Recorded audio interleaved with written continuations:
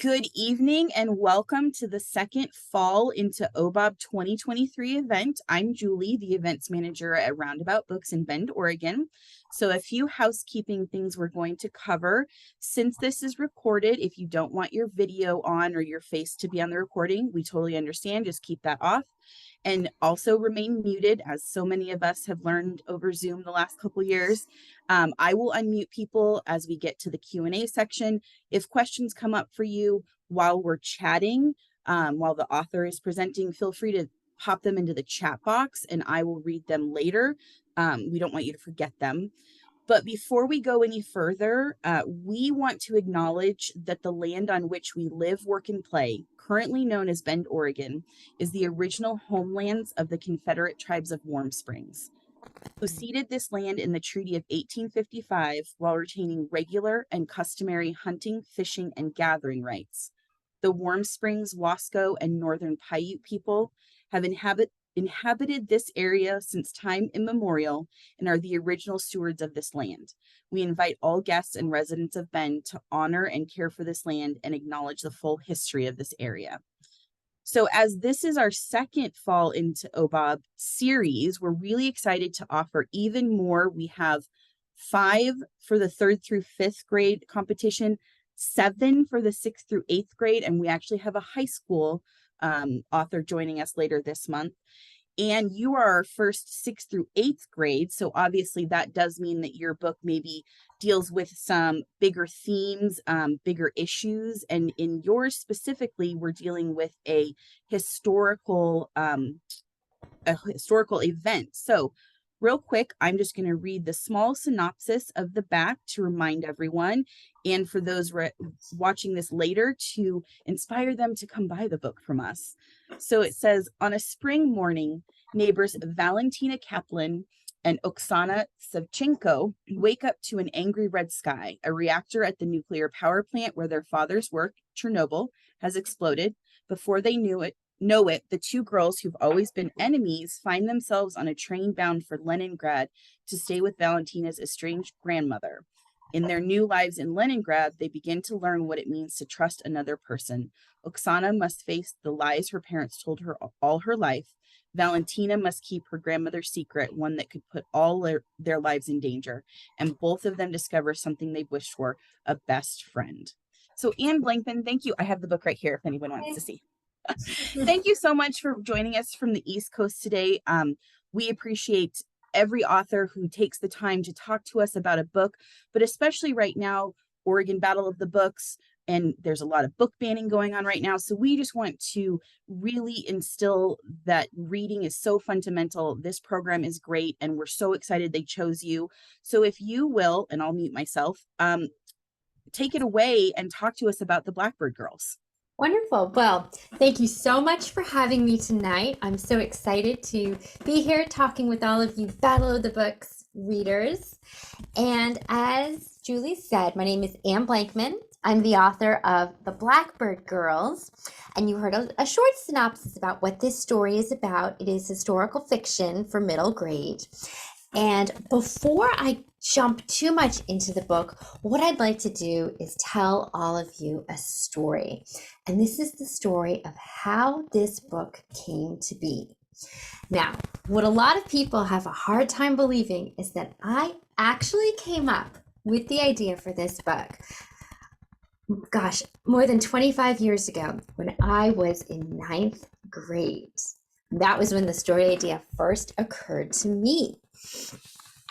So I wanted to write this story for a very, very long time. Now, one night in 9th grade, I hosted a sleepover that actually ended up changing my life. I had just met a new girl at my high school, actually on the very first day of school. And we ended up being in a lot of classes together and ended up sitting next to each other quite a bit. Because it was the first week of school, our teachers kept giving us assigned seating and we would be seated in alphabetical order. And with the last names Belfer and Blankman, we often ended up right next to each other, or she'd be right in front of me. And of course, we couldn't help but start chatting to each other in between classes. I soon discovered that Victoria had recently moved to my small hometown in upstate New York. She actually recently moved from Ukraine, and a synagogue near Albany, New York, which was near my hometown, had sponsored her and a number of other Jewish families to come and live in my hometown, which is called Niskayuna. So that was how I got to know Victoria. That was how she ended up there. And have you ever met somebody, and as soon as you meet them, you think, I want to be friends with that person? You just click right away. That is how I felt about Victoria. She was so funny, so smart. She could talk faster than anybody I've ever met. And that's saying something, because I'm a New Yorker and she had recently learned English, and she is to this day still the fastest talker I've ever met.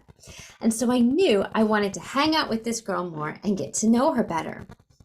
Well, about a month or so after school started, I invited Victoria and a number of other friends over to my house for a sleepover. The evening started off like any other. We had pizza, we watched a movie, ate popcorn, laughed a lot, and finally it reached that point in the evening when we were all in our pajamas, lying on the floor in our sleeping bags, talking and whispering and giggling in the dark. So far, it had been pretty normal. But one of the girls began to complain about her parents, which is pretty typical when you're 14 years old. She said, "My parents are the worst. They give me a curfew of 10 p.m. They check my homework to make sure I've done it. They don't give me any freedom at all." Well, pretty soon, everybody else was complaining about their parents too. Everybody except Victoria. She had gotten very quiet. Now, in the month that I had known Victoria at that point, I knew that something was wrong if she was quiet. She's the type of person, if she is awake, her mouth is moving. She loves to talk, which is why she's a teacher today. So as soon as Victoria got quiet, I was worried. And I thought, something's off here. Maybe she feels left out. Maybe we are speaking too fast, or we're using English words that she doesn't know, and she feels really uncomfortable and can't join in the conversation. I definitely did not want her to feel left out or to feel badly. So I kind of scooted myself closer to her in my sleeping bag. And I said, "Vicky, are you okay?" She said, "Yeah, I'm fine." Well, you know, if somebody says, "Yeah, I'm fine," they are not fine, right? Something was definitely wrong. So I said again, "Victoria, I can tell something's really bothering you. Are you sure you're okay?" Victoria took a deep breath, and then she burst out, "You guys should not complain about your parents. You shouldn't be complaining about them at all. You don't know how lucky you are to have them. When I was 6 years old, I had to live without my parents for a whole year, and it was terrible." Well, the room went silent. Nobody knew what to say. We were all really surprised. I was confused too. I'd been to Victoria's apartment. I'd met her mom and dad. I'd even met her grandparents, who lived in the next apartment building, who had immigrated to America at the same time. And I thought, what is she talking about? What could have happened when we were 6 years old that meant she had to live away from her family for so long? Well, I felt really badly, but I also felt really curious. So I said, "Victoria, I'm so sorry, but what happened? Why did you have to live so far away from your parents?" Well, Victoria took another deep breath. And even though it was dark, I could tell she was blushing. She was embarrassed. And she said, "Well, because of Chernobyl." A chill went down my spine. Now, you young readers are all way too young to know about this for your generation. But for somebody of my generation who grew up in the 80s and 90s, the word Chernobyl was a word everybody knew. It was like hearing September 11th today. You immediately know what that means.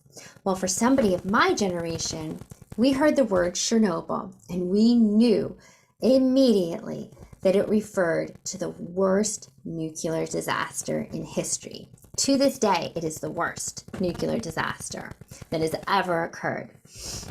It happened on April 26, 1986, in a place called Pripyat in modern day Ukraine. Back then, it was part of the Soviet Union because the Soviet Union was, a big block of different countries grouped together and it no longer exists today.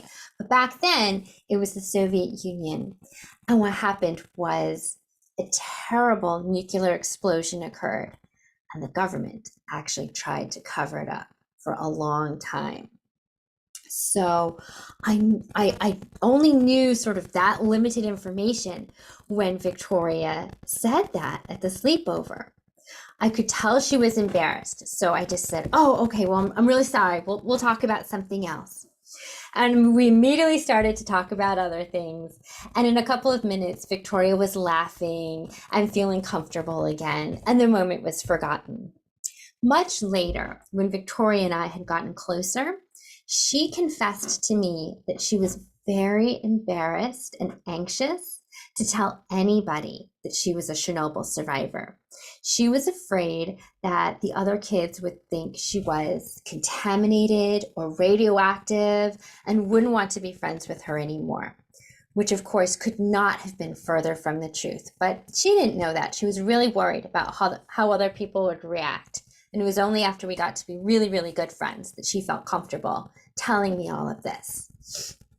Back to the sleepover. So we had a regular evening the rest of the night, but the next morning, I had that little writing tingle in my brain. Even back then, I wanted to be a writer. And after all of my friends had left and gone back to their houses, I asked my dad if he could take me to the public library because I was too young to drive. And that's sort of a Blankman tradition. If you want information, you go to the public library. So my dad said, sure. He drove me to the public library and I asked a librarian for help getting out books on Chernobyl. I wanted to know more about this nuclear disaster because I wanted to understand more about what my new friend Victoria had experienced as a little girl growing up in the Soviet Union. Well, I checked out a couple of books about this nuclear disaster and soon I was hooked. I knew I wanted to write a story about it someday. Now, for many years, this idea for writing a story about Chernobyl kind of rattled around in the back of my mind.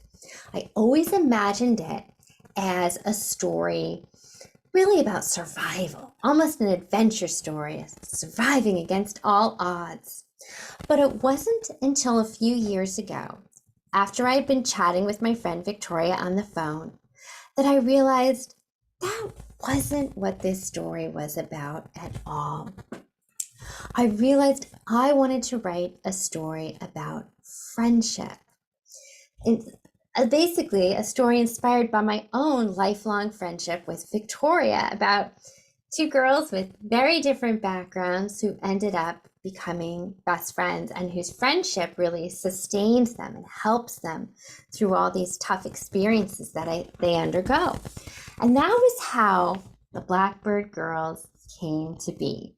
Once I realized that I wanted this to be a story centered about friendship, specifically female friendship, the characters of Valentina and Oksana came to me, and I began researching and preparing for writing this book. So I interviewed my friend Victoria many times. She was so gracious with her time so that I could begin to do research and start to understand more about what she had experienced as an evacuee and what it was like for her to have to be evacuated and live with virtual strangers for a whole year. At the same time, I was interviewing Victoria's grandparents, who are quite elderly now and who are still living in upstate New York. Well, her grandparents began sharing stories with me about their own experiences during World War II, when Russia was invaded by Nazi Germany. When I began hearing their stories, I came up with an idea for a second strand of the narrative. So there'd be Valentina and Oksana in 1986, but there's also another character, Rivka, in 1941, who must escape on foot to get away from the invading German soldiers. And all of Rivka's experiences in World War I are inspired by my friend's grandfather's life and what he went through.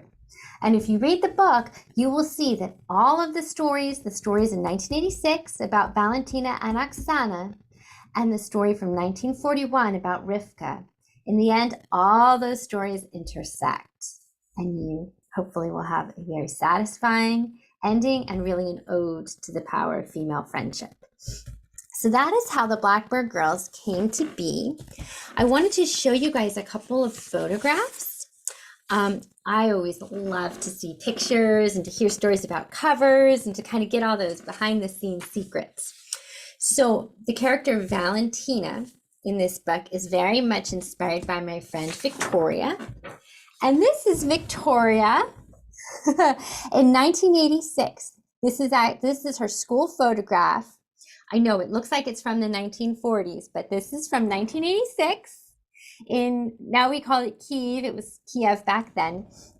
And this would have been her school photograph. This is a very traditional Soviet Union kind of photograph.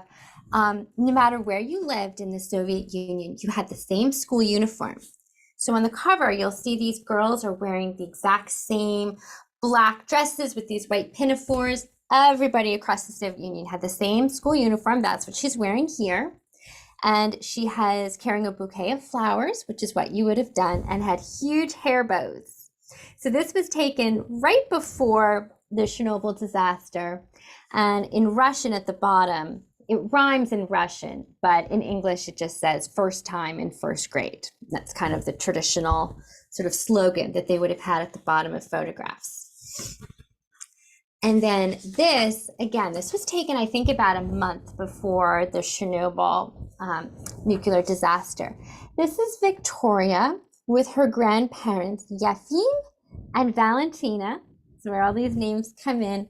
And these are her grandparents, and it is Yefim whose experiences escaping and walking thousands of miles on foot to get away from the German soldiers, and what happened to him and how he barely managed to survive.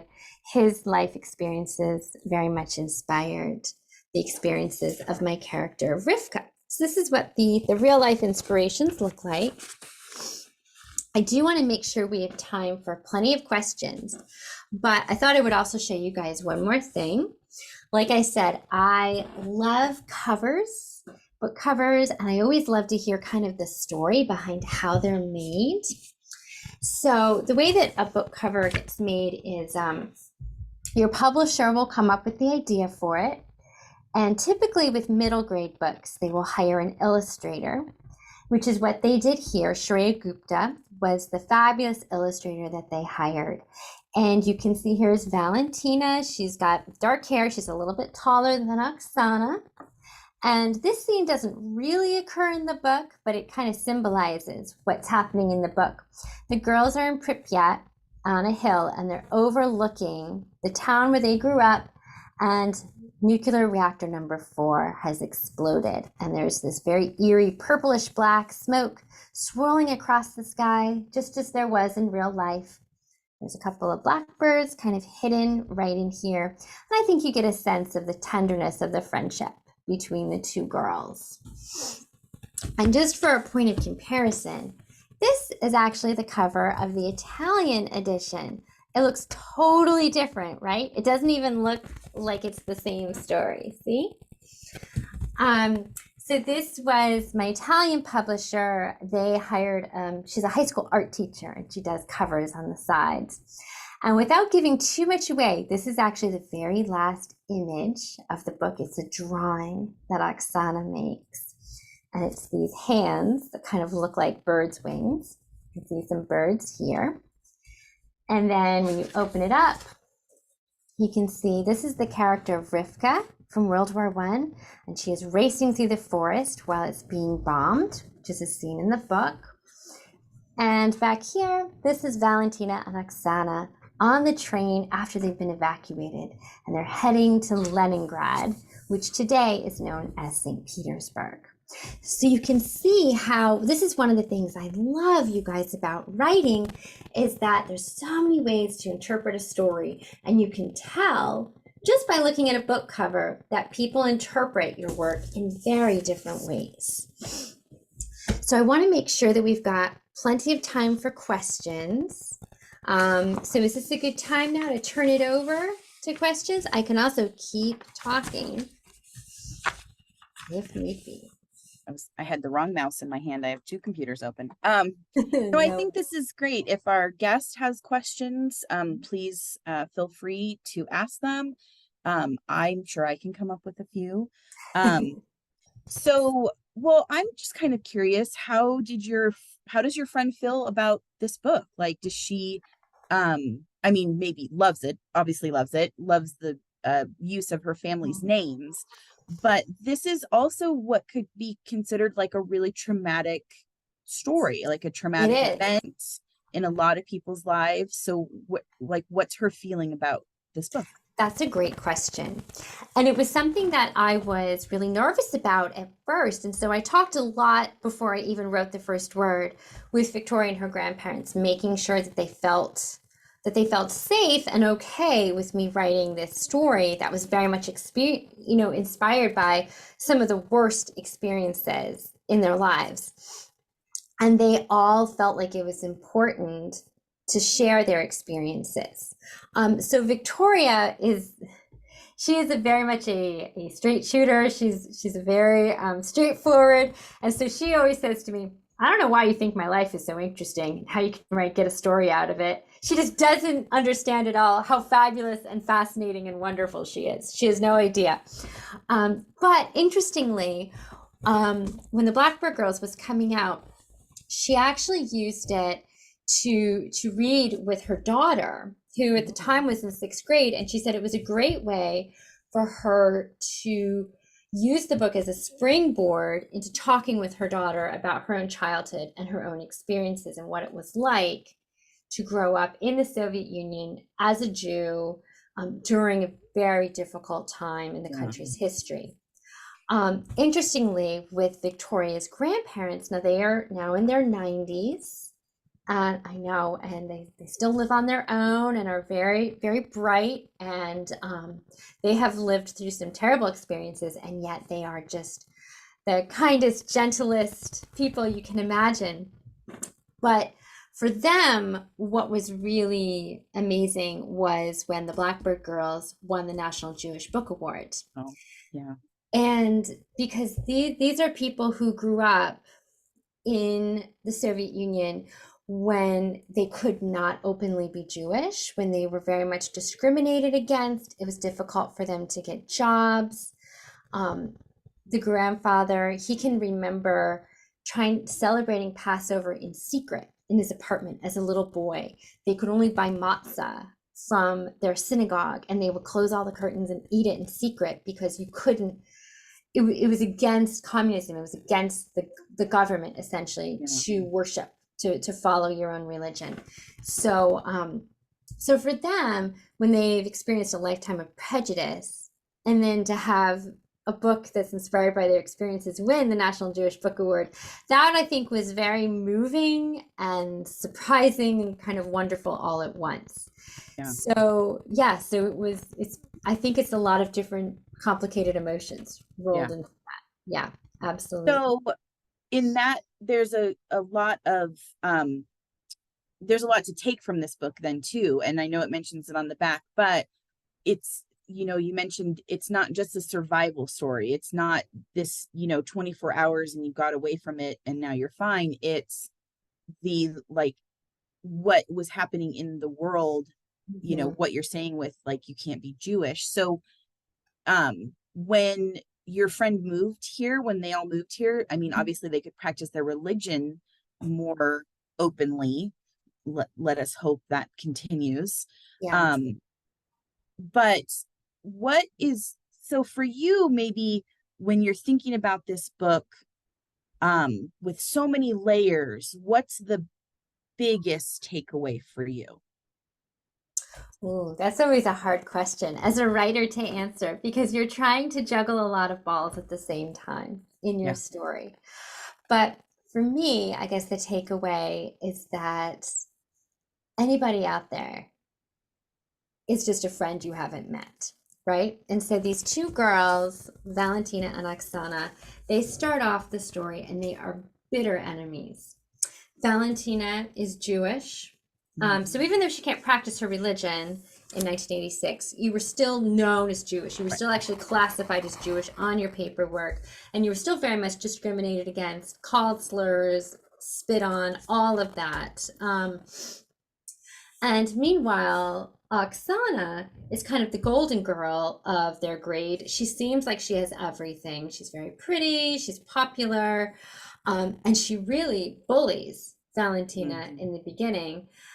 But you realize pretty early on that Oksana is hiding a secret, and there is something going on in her home life that is making her act this way. That something that is making her so hurt that she's hurting other people. And so because these two girls are thrown together and evacuated together, they have to learn how to get along. And soon they begin to realize that this person that they hated doesn't even exist. It's somebody that they made up, that they actually really are friends, that they have so much in common.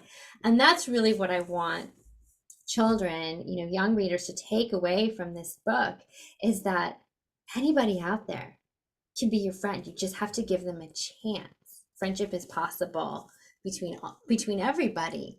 And that when you do find that kind of friendship, you treasure it. And that it can last forever. So that's really what I want readers, when they're done reading, is to take away from this, is that friendship is possible for everybody.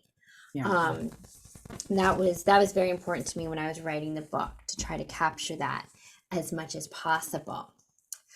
So I do have a question here. It says, do you have a favorite genre to write? Had you written historical fiction before? I love this question.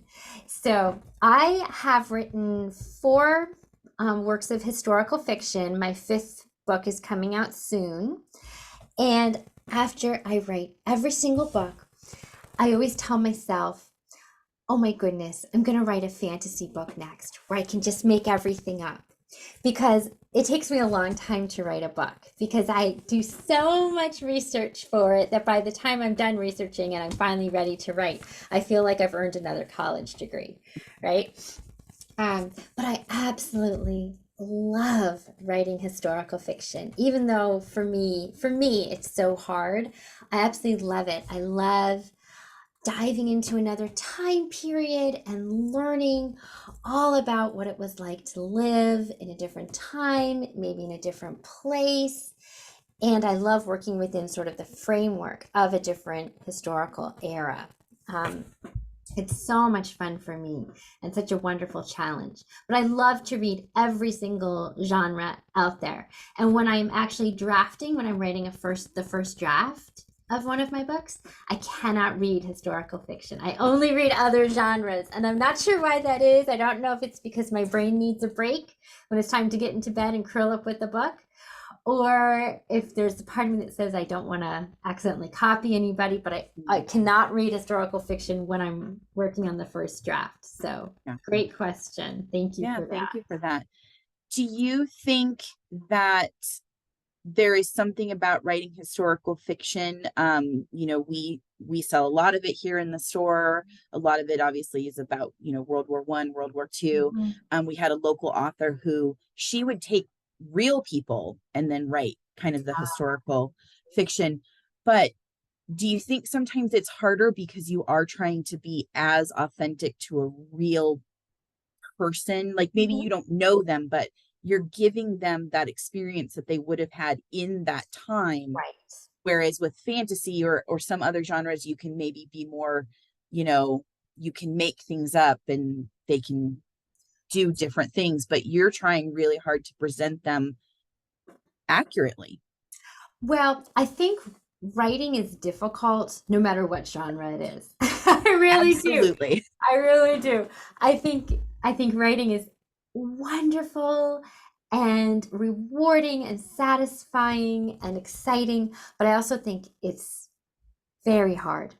And I think that no matter what genre you're writing, you're going to come across different challenges. Like for fantasy, for example, you may get to make everything up, but you have to make sure that the Right. rules of your universe make sense, that they fit the story, that your characters are still acting in ways that make sense, at least in that universe, that they make Right. sense. Um, with contemporary realism, you're really trying to bring your characters to life in an accurate way that's really going to resonate with today's readers. I mean, there's challenges, I think, in any kind of genre.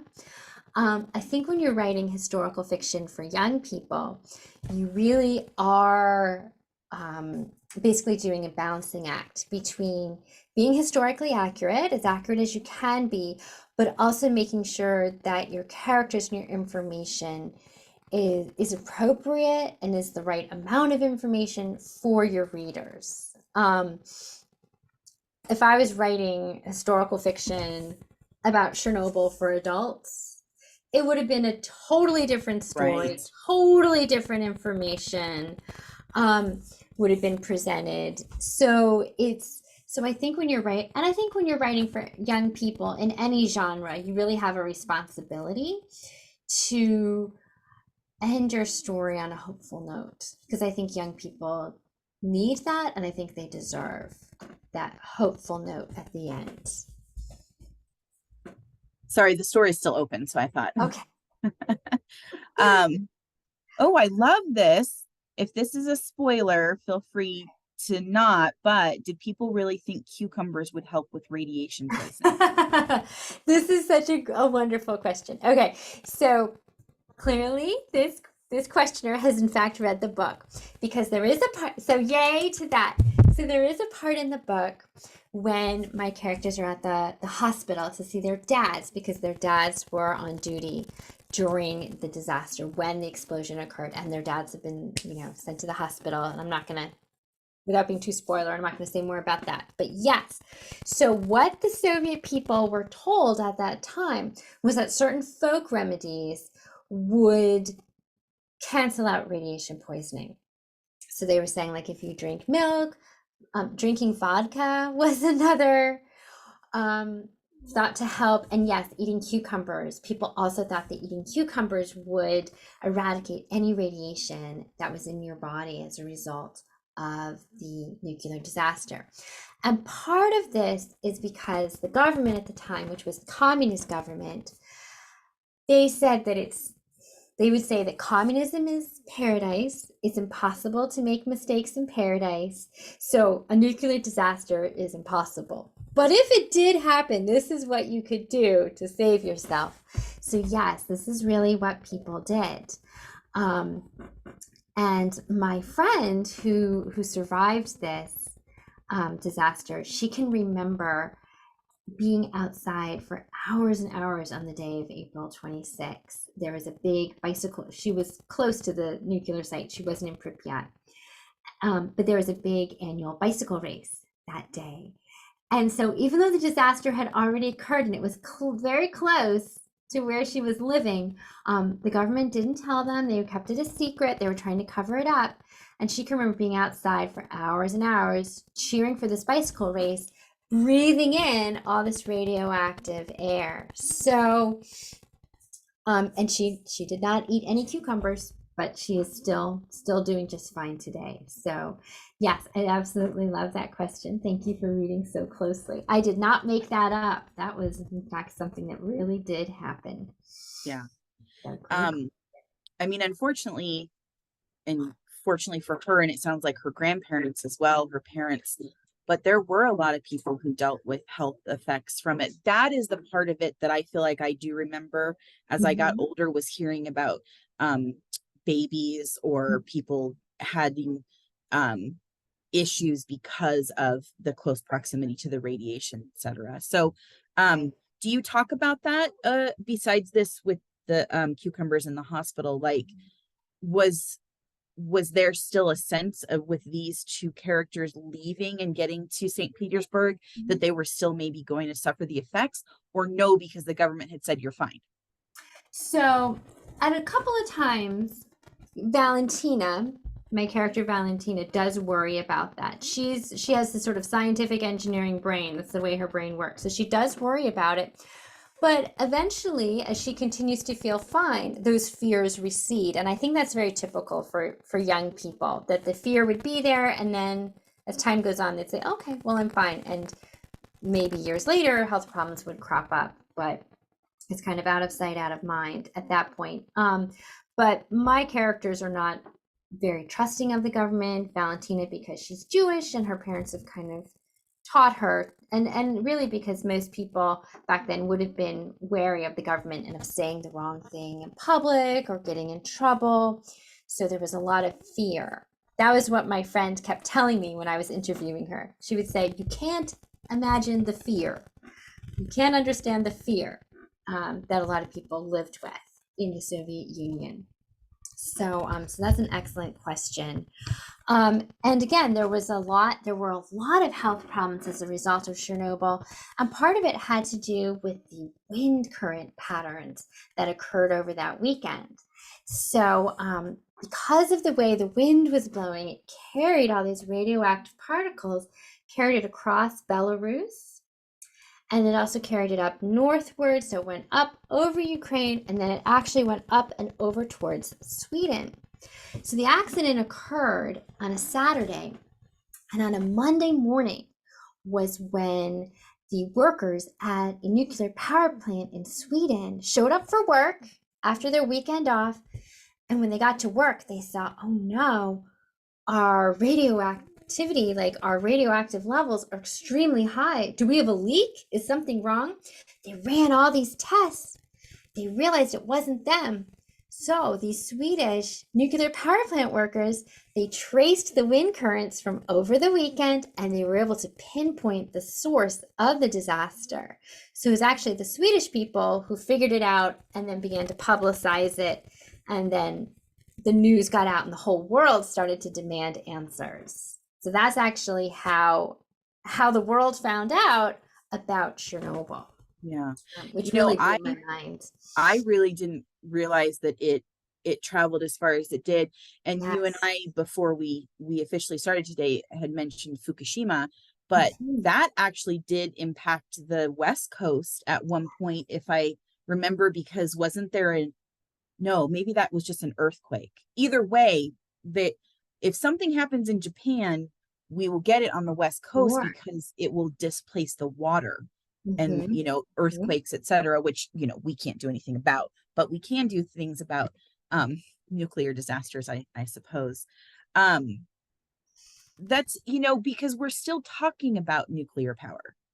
We're still talking about it today and saying that, well, there are people who think that it is not bad, or it's a good source of it because of that. So it's just interesting to think this happened in 1986, but it's still very relevant. Well, that's true. It is certainly very relevant. And I think that's one of the reasons why I love historical fiction, is because even though it's rooted in a particular time and place, it feels sort of timeless in a way, because it's exploring issues that still affect us today. So even though this takes place, most of it takes place in 1986, you guys, it wasn't until 2017 that they finally covered up the scene of the nuclear disaster, if you can believe this. So because what happened, guys, was there was this massive explosion in reactor number 4. And the reason this happened, guys, is because I don't want anybody to watch this and then to become very scared about nuclear power. What happened was, because most of the time nuclear power is very, very safe, there was a flaw in the design of these nuclear power plants, because they were thrown together very, very quickly in the 1970s. They were constructed very, very fast. And So this reactor had actually been in operation for years, and they had never once run a safety drill on it. So they had never actually checked it to see if it was safe. And that was what happened, was they ran a safety drill. And when they ran the safety drill, they had to take off certain safeguards that were in place on that plant. And as soon as they did that, the temperature just skyrocketed inside the reactor. And we're talking like that fast. It was just within a second. There was so much pressure and heat. You can think of it like a kettle boiling tea, and there was just, boiling water, and there was so much pressure, it just all came like this, and it blew the roof off of the reactor. And so radiation started just spewing into the atmosphere. That's how the disaster occurred, okay, guys? And so because there was so much radioactivity, people could not work on smothering the flame because it was on fire. They couldn't work on smothering the flames or covering it up in more than 5-minute increments. So it's hard to get anything done in 5 minutes. So it was all men. Sorry to say, but there were no women, but it was a group of men called, liquidators and firefighters, and they would go and they were throwing bags of sand inside the reactor, trying to just smother the flames, to bring everything down. But they could only work in 5-minute shifts. So it took a really long time.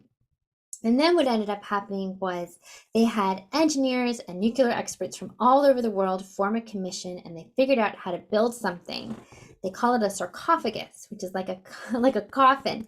And it's this great big massive dome that just goes around, just totally covers up this reactor number 4. And they only finished building it in 2017, if you can believe that.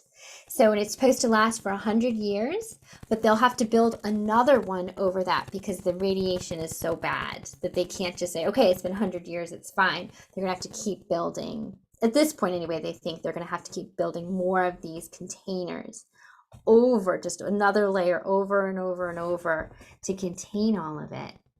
So pretty amazing. But I don't want anybody listening to now feel really scared about nuclear power.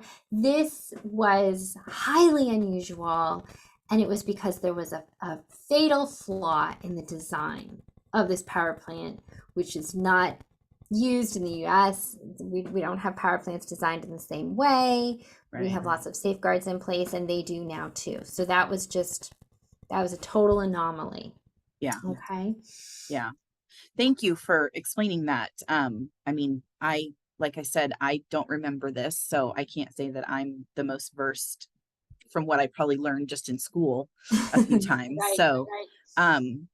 Well, I want to thank you again, and I'm really excited to see people reading this, and when we have the competitions in the spring in the districts and that kind of stuff, it'll be exciting to see what everybody has learned from your book that they're going to kind of get quizzed on with these OBOB competitions. So it's kind of an interesting way to, really dissect a book that you're reading in this way. So we're so thankful you took the time to be here with us.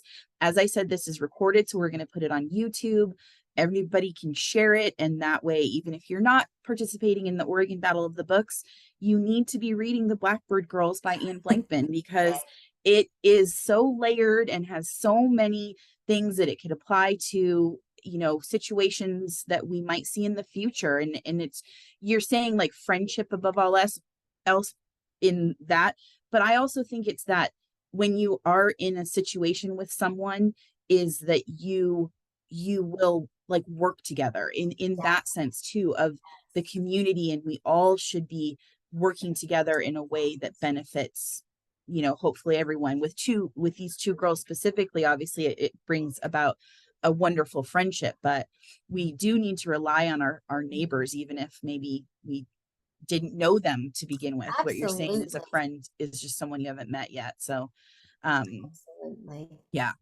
Well, we will go ahead and wrap it up. We're thankful for everybody who supports Roundabout Books, and any independent bookstore in your area. Please continue to shop with them because it is so helpful to your community, to the schools and teachers, etc.